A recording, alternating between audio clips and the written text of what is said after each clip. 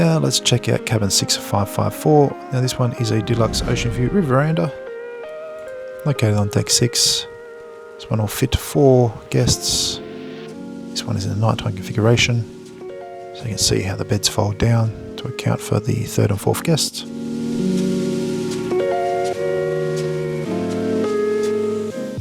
And this one does connect with the next door cabin, so it is ideal for families and larger travelling groups.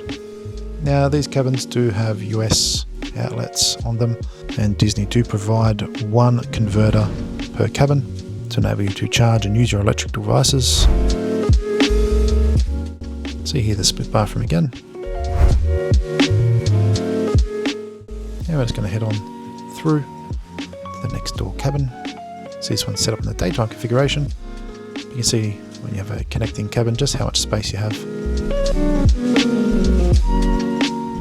So if you are a larger family, this does suit. See the balcony here. Again, this cabin has a split bathroom. In fact, all cabins do accept the standard interiors.